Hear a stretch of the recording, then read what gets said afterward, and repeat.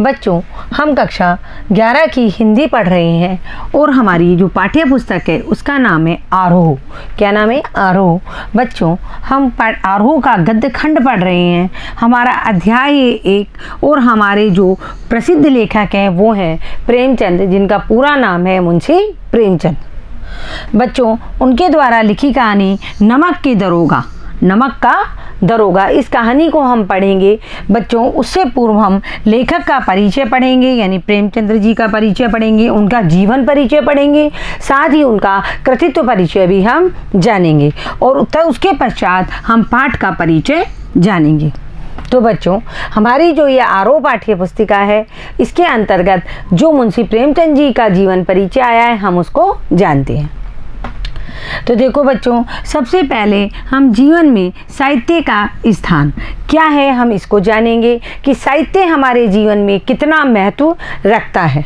यदि साहित्य ना होता तो हम क्या करते? देखो बच्चों, सुनी सुनाई बातें होती है जो लोग भूल जाते हैं, लेकिन लिखी हुई बातें यानी रचा हुआ जो साहित्य है, रची हुई जो बातें हैं वो क्या रहती हैं? वो उन पुस्तकों में जब छपी हुई रहती है और जब उनका बार बार हम अध्ययन करते हैं तो वो हमारे जहन में रच बस जाती है। तो इसलिए साहित्य का जीवन में बहुत बड़ा स्थान है।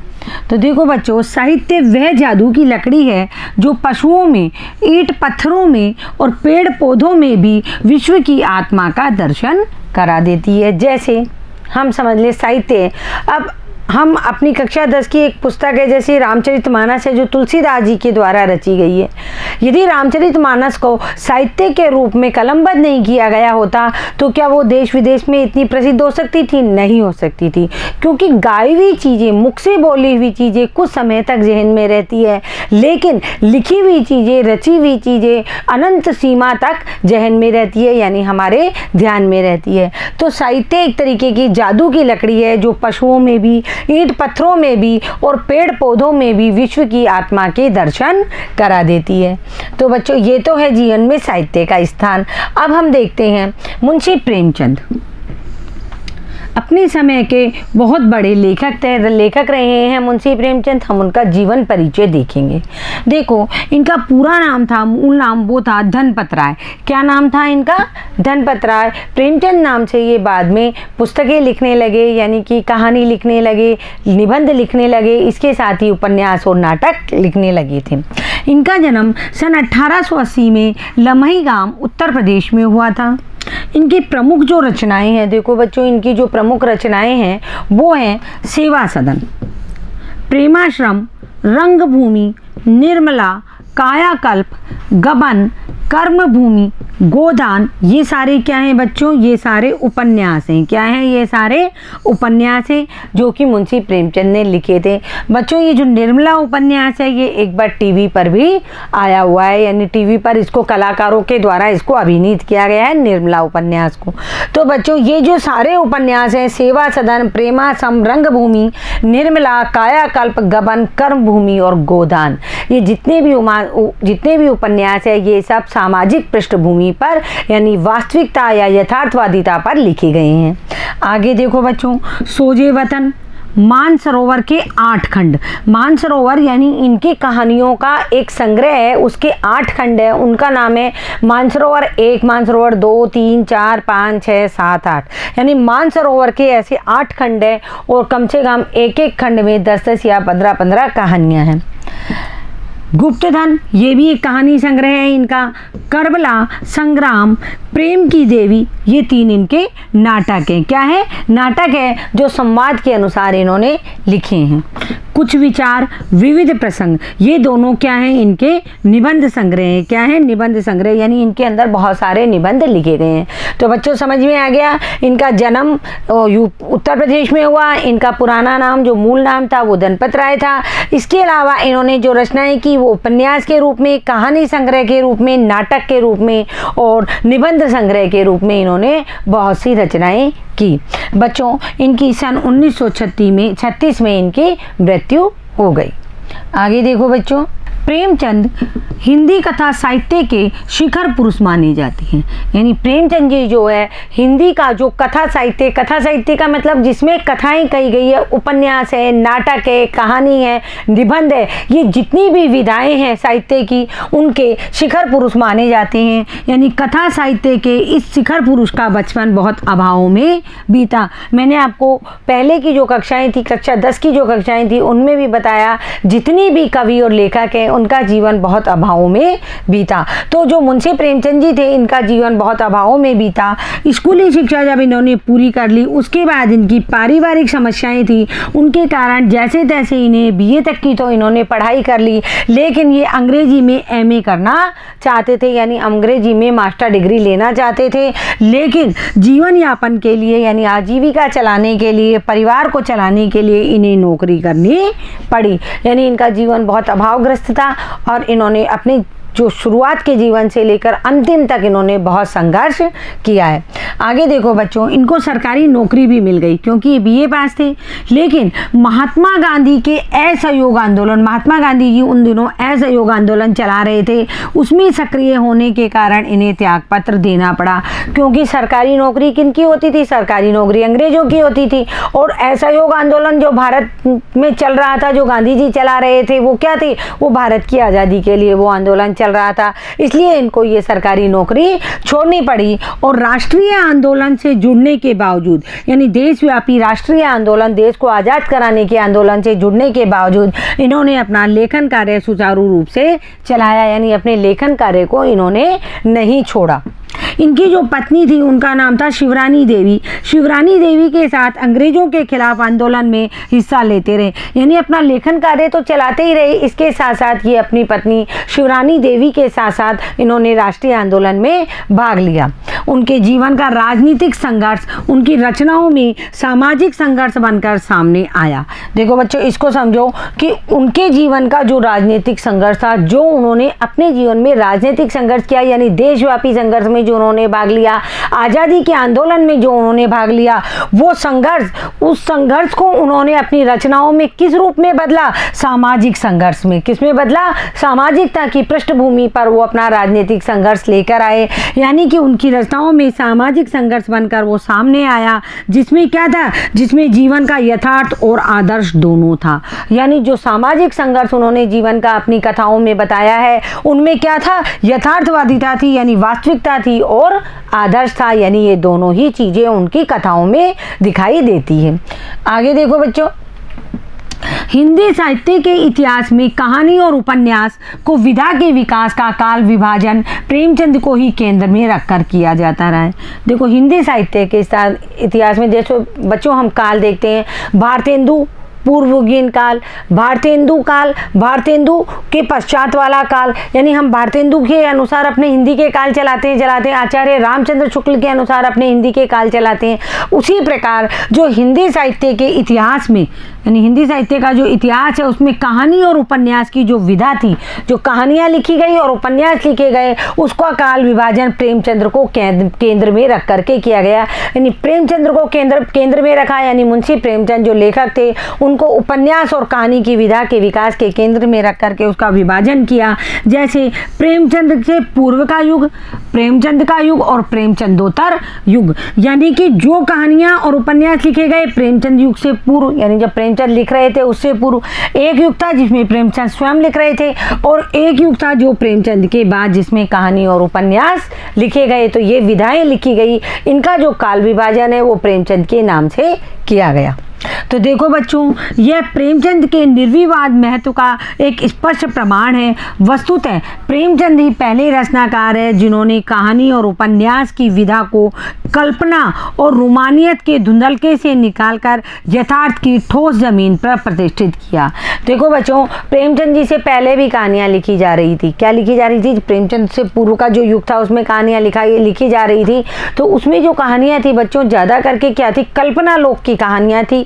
या फिर तिलिस्मी कहानियाँ, जैसे तिलिस्मी कहानियाँ जैसे होती है परियों की कहानियाँ जो होती है, या राजाओं को केंद्र में रखकर जो कहानियाँ लिखी जा रही थी, और इसके अलावा रोमानियत के धुंधल के यानी रोमानियत से भरपूर जो कहानियाँ थी, रोमांस से भरपूर जो कहानियाँ थी, जैसे लैला मजनू की कहानी है, श्री फराह की कहानियाँ, इस तरीके की रोमानियत की कहानियाँ लिखी जा रही थी। इसके अलावा तिलिस्मी कहानियाँ लिखी जा रही थी, लेकिन सामाजिक धरातल जो यथार्थ का धरातल है उस से संबंधित कोई कहानी या कथा प्रेमचंद से पूर्व में नहीं लिखी गई। तो प्रेमचंद जी ने क्या किया, अपनी कहानी और उपन्यास की विधा को कल्पना और रोमानियत के धुंधलके से निकाला। कहाँ से निकाला?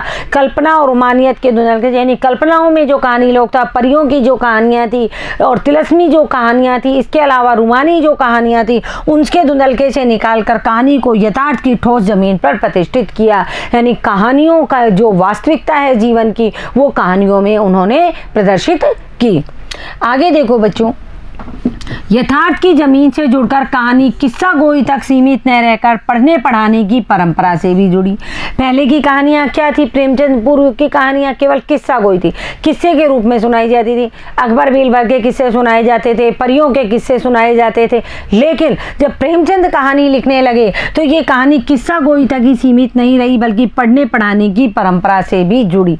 बच्चों, आप मुंशी प्रेमचंद की जो कहानियाँ हैं, मानसरोवर के 8 खंड का यदि आप पहला खंड भी पढ़ोगे तो आपको बहुत अच्छा लगेगा। मुंशी प्रेमचंद के द्वारा जितनी भी कहानियाँ लिखी गई है वो सामाजिक धरातल से जुड़ी हुई है, यानी वास्तविकता से जुड़ी हुई है।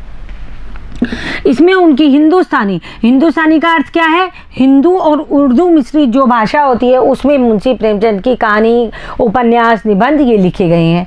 तो हिंदुस्तानी भाषा का विशेष योगदान रहा। उनके यहाँ हिंदुस्तानी भाषा अपने पूरे ठाट बाट और जातीय स्वरूप के साथ आई है। यानी उनकी कहानियों में, उनके उपन्यासों में हिंदी, उर्दू और फारसी के जो शब्द आए हैं वो बड़े ठाट बाट के साथ आए। इन्होंने बहुत सारे शब्दों का, यानी फारसी और इसके उर्दू के शब्दों का भी उन्होंने हिंदी के साथ अपने कहानी और कथाओं में उनका उपयोग किया है। इसलिए उनकी भाषा हिंदू उर्दू मिश्रित भाषा हिंदुस्तानी भाषा कहलाई।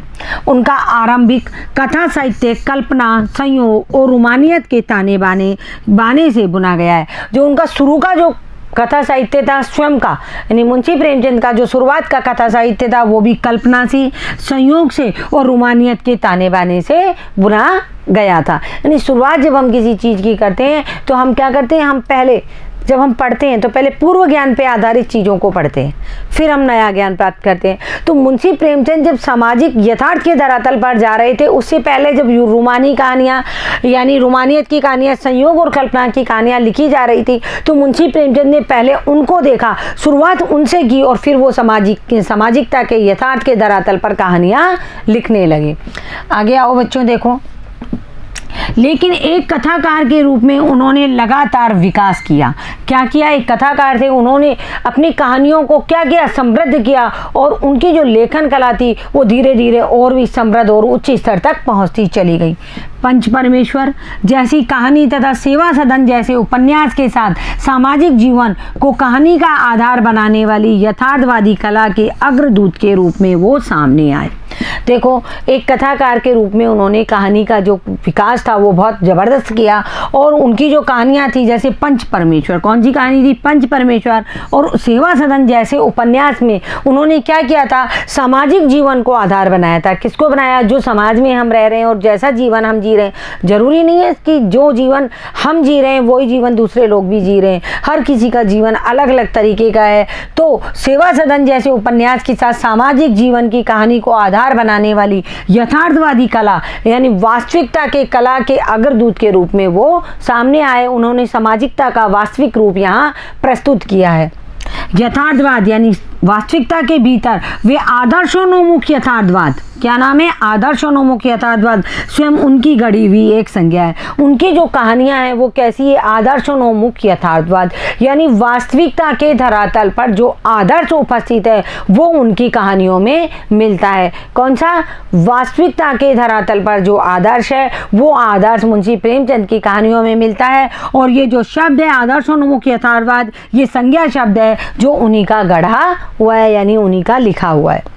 यह कहानी और उपन्यास के क्षेत्र में किए गए उनके ऐसे रचनात्मक प्रयासों पर भी लागू होती है। जो आदर्शोन्मुख यथार्थवाद है, यह कहानी और उपन्यास के क्षेत्र में उन्होंने जितने भी कार्य किए हैं उनके रचनात्मक प्रयासों पर ये सब लागू हो रहा है। क्या? आदर्शोन्मुख यथार्थवाद उनकी कहानी और उनके उपन्यासों पर लागू होता है।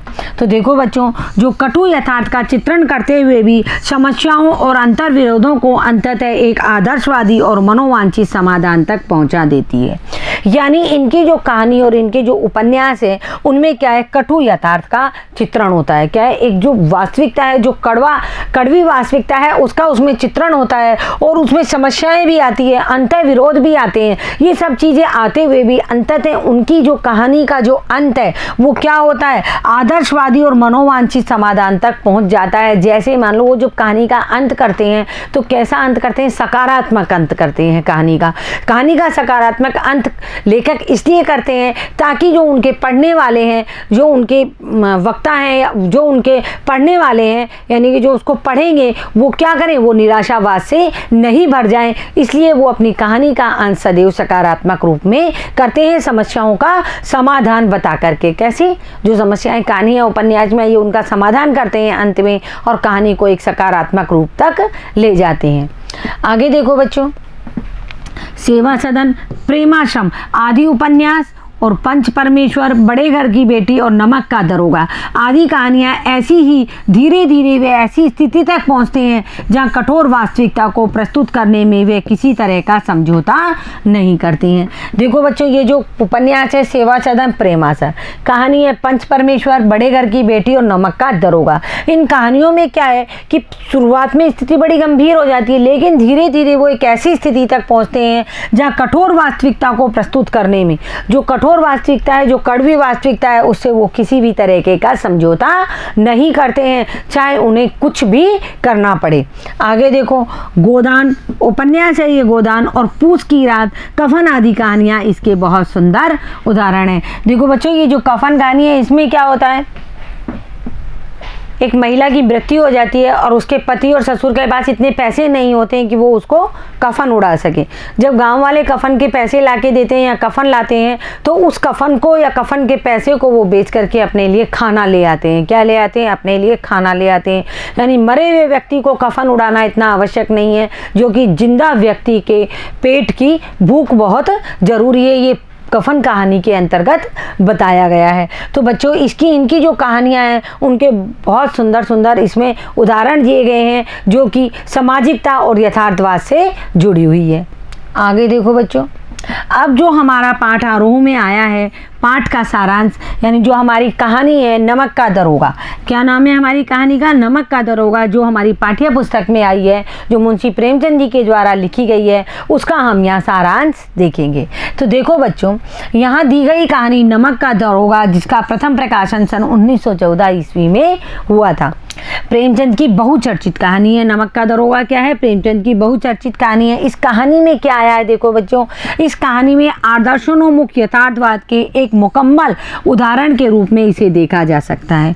मुकम्मल उदाहरण यानी कि जो एक मुख्य उदाहरण के रूप में, जो आदर्शोन्मुख यथार्थवाद का जो प्रमुख उदाहरण है, मुकम्मल उदाहरण है, उसके रूप में इस कहानी को देखा जा सकता है कि इस कहानी में किस प्रकार जो वास्तविकता है वो आदर्श के ऊपर टिकी हुई है, वो इस कहानी में मिलेगी हमको। देखो, कहानी में आए एक मुहावरे को ले तो वह है धन के ऊपर धर्म की जीत। कहानी में क्या मुहावरा आया है कि धन के ऊपर धर्म की जीत की कहानी है। धन और धर्म को हम कैसे समझ सकते हैं? धन और धर्म को हम क्रमशः सद्वृत्ति और असद्वृत्ति, यानी धन क्या है, धन असद्वृत्ति है और धर्म क्या है, सद्वृत्ति। बुराई और अच्छाई, असत्य और सत्य इत्यादि भी हम कह सकते हैं। यानी धन और धर्म को हम दो चीज़ के रूप में कह सकते हैं। धन क्या है, असद्वृत्ति है, और धर्म क्या है, सद्वृत्ति है। और बुराई और अच्छाई, असत्य और सत्य इत्यादि के आधार पर हम धन और धर्म को परिभाषित कर सकते हैं। आगे देखो बच्चों, कहानी में इनका प्रतिनिधित्व क्रमशः पंडित अलोपीदीन और मुंशी वंशीधर नामक पात्रों ने किया है। मतलब कहानी का जो मुख्य प्रतिनिधित्व दो व्यक्ति हैं, पंडित अलोपीदीन और क्या है? मुंशी बंशीधर। ईमानदार कर्मयोगी मुंशी बंशीधर को खरीदने में असफल रहने के बाद पंडित आलोपीदीन अपने धन की महिमा का उपयोग कर उन्हें नौकरी से मुअत्तल करा देते हैं। मुअत्तल का मतलब होता है बर्खास्त। बर्खास्त का मतलब होता है नौकरी से निकाल देना। यानी कि मुंशी बंशीधर एक दरोगा होते हैं, यानी पुलिस का जो अफसर होता है, वो पंडित आलोपीदीन के गलत कामों को जब रोकने का प्रयास करते हैं तो पंडित आलोपीदीन क्या होते हैं? बहुत प्रतिष्ठित और बहुत माने हुए नागरिक होते हैं। वो क्या करते हैं? अपनी जो मतलब उनकी पहुंच है, जो उनकी पहुंच है, उस पहुंच के बल पर वो क्या करते हैं? मुंशी बंशीधर को क्या करते हैं? नौकरी से निकलवा देते हैं। तो नौकरी से जब उनको निकलवा देते हैं तो क्या होता है? जीत किसकी होती है? जीत अंत में सत्य की होती है, लेकिन अंततः सत्य के आगे उनका सिर झुक जाता है। किसका? पंडित आलोपीदीन का, क्योंकि वो मुंशी बंशीधर को नौकरी से निकलवा देते हैं। और जब उन्हें वास्तविकता का एहसास होता है तो उनका सिर किसके आगे झुक जाता है? मुंशी बंशीधर के आगे झुक जाता है। वे सरकारी महकमे से बर्खास्त बंशीधर को बहुत ऊंचे वेतन और भत्ते के साथ अपनी सारी जायदाद का स्थायी मैनेजर नियुक्त करते हैं। देखो, शुरुआत में तो क्या करते हैं? जो पंडित आलोपीदीन होते हैं वो क्या करते हैं? नमक का धंधा करते हैं, नमक का कारोबार करते हैं और चोरी छुपे नमक को दूसरी जगह बेच रहे होते हैं। उस नमक वाला जो महकमा होता है, डिपार्टमेंट होता है, उस पर मुंशी बंशीधर क्या होते हैं? दरोगा नियुक्त होते हैं, यानी पुलिस के एक बड़े अफसर नियुक्त होते हैं। और वो पंडित आलोपीदीन को इस तरह चोरी छुपे नमक का व्यापार करते हुए देख लेते हैं और उन्हें पकड़ करके हिरासत में बंद करवा देते हैं, यानी जेल में। जब कोर्ट में मुकदमा चलता है तो कोर्ट में क्या होता है? जिसकी पहुंच उसी के साथ वकील लग गए और बहुत धन धान्य के साथ में जब वकीलों को बहुत धन मिल जाता है तो वो किसी ना किसी तरीके से मिलकर के पंडित आलोपीदीन को क्या करते हैं? हिरासत से मुक्त करा लेते हैं और केस को समाप्त करा देते हैं। इधर पूरे महकमे में ये सारी जगह ये बात फैल जाती है कि किसकी जीत हुई? पंडित आलोपीदीन की जीत हुई। और पुलिस महकमा होता है जो मुंशी बंशीधर को नौकरी से बर्खास्त कर देता है और मुंशी बंशीधर अपने घर आ जाते हैं। लेकिन धीरे धीरे जब पंडित आलोपीदीन को पता चलता है कि मुंशी बंशीधर है वो वास्तव में बहुत ही सुयोग और दबंग अफसर है, तो वो उनके घर जाते हैं और घर जा कर के क्या करते हैं? उन्हें एक स्टाम्प पेपर देते हैं और उस पर दस्तखत करने के लिए कहते हैं। उसके साथ ही उन्हें ऊंचे वेतन और भत्ते के साथ अपनी सारी जायदाद का स्थायी मैनेजर नियुक्त करते हैं और गहरे अपराध बोध से भरी हुई वाणी से उनसे निवेदन करते हैं कि परमात्मा से यही प्रार्थना है कि वे आपको सदैव वही नदी के किनारे वाला बेमुरवत है ना, बिना डरे निडर जो व्यक्ति होता है, उदंड किंतु धर्मनिष्ठ दरोगा बनाए रखे। ये शब्द किसने कहे हैं? ये शब्द पंडित आलोपीदीन ने मुंशी बंशीधर के लिए कहे हैं। कहानी के इस अंतिम प्रसंग से पहले तक की समस्त घटनाएं क्या बताती है? प्रशासनिक और न्यायिक व्यवस्था में व्याप्त भ्रष्टाचार और उस भ्रष्टाचार की व्यापक सामाजिक स्वीकार्यता को अत्यंत साहसिक तरीके से हमारे सामने उजागर करती है। देखो बच्चों, ये तो पंडित आलोपीदीन मुंशी बंशीधर के पास बाद में आए, लेकिन उससे पहले जब पंडित आलोपीदीन जब हिरासत में जाते हैं, जेल में जाते हैं, तो हमारे देश का क्या है जो वास्तविक स्वरूप है वो सामने आ जाता है। क्या आ जाता है कि समस्त घटनाएं प्रशासनिक और न्यायिक व्यवस्था में व्याप्त भ्रष्टाचार सामने आता है कि किस तरह भ्रष्ट अफसर यानी भ्रष्ट न्यायिक अफसर, भ्रष्ट प्रशासनिक अफसर मिलकर के पंडित आलोपीदीन को हिरासत से मुक्त कर देते हैं और उसके केस को समाप्त करके मुंशी बंशीधर को क्या कर देते हैं? नौकरी से निकाल देते हैं। तो यहाँ मुंशी प्रेमचंद बताना चाहते हैं कि देश में व्याप्त भ्रष्टाचार और उस भ्रष्टाचार की व्यापक सामाजिक स्वीकार्यता को अत्यंत साहसिक तरीके से ये कहानी हमारे सामने उजागर हो रही है। ईमानदार व्यक्ति के अभिमन्यु के समान निहत्थे और अकेले पड़ते जाने की यथार्थ तस्वीर इस कहानी की बहुत बड़ी खूबी है। एक तरफ तो प्रशासनिक और न्यायिक व्यवस्था का भ्रष्टाचार दिखाया गया है, दूसरी तरफ मुंशी बंशीधर को एक अभिमन्यु बताया गया है कि किस प्रकार अभिमन्यु वो चक्र में जब लड़ रहा था कौरवों के साथ में तो अकेला पड़ गया था और निहत्था था और कौरवों ने सबने मिलकर उसके ऊपर वार किया और उसे मृत्यु के मुंह में पहुंचा दिया। उसी प्रकार ईमानदार व्यक्ति कौन है? मुंशी बंशीधर। उसके सामने क्या करते हैं? वो निहत्थे और अकेले पड़ते जाने की इस यथार्थ तस्वीर को इस कहानी में बहुत खूबी से दर्शाया गया है कि किस प्रकार मुंशी बंशीधर अकेले पड़ गए और उन्हें किस प्रकार नौकरी से निकाल दिया गया, क्योंकि उनके पास पैसा नहीं था, उनके पास पहुँच नहीं थी। क्या नहीं थी? पहुँच नहीं थी।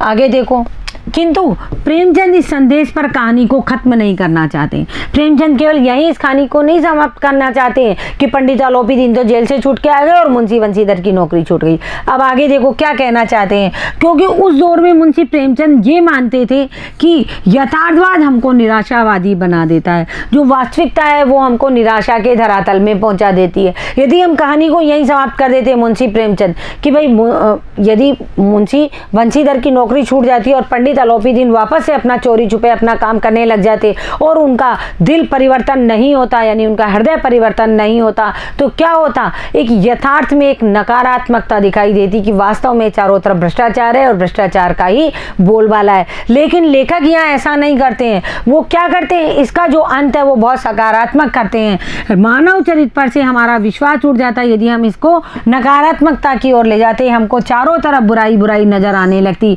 इसलिए कहानी का अंत सत्य की जीत के साथ होता है, यानी मुंशी बंशीधर की जो सत्यता है, जो धर्म के ऊपर है, वो किसकी जीत होती है, अधर्म के ऊपर धर्म की जीत होती है और पंडित आलोपी दीन का हृदय परिवर्तन हो जाता है। तो देखो बच्चों, ये नमक का दरोगा जो कहानी हमारी पाठ्य पुस्तक में आई है, ये उसका सार है कि किसके दो मुख्य पात्र हैं, पंडित आलोपी दीन और जो ईमानदार और सत्यनिष्ठ ऑफिसर मुंशी बंशीधर की ये कहानी है नमक का दरोगा। इस कहानी को हम अगली क्लास में शब्दार्थ के साथ में पढ़ेंगे। तब तक बच्चों आप मुंशी प्रेमचंद जी का जीवन परिचय पढ़िए, उनका कृतित्व परिचय को पढ़िए और पाठ का सारांश जान करके कहानी के बारे में जानने का प्रयास कीजिए। धन्यवाद बच्चों।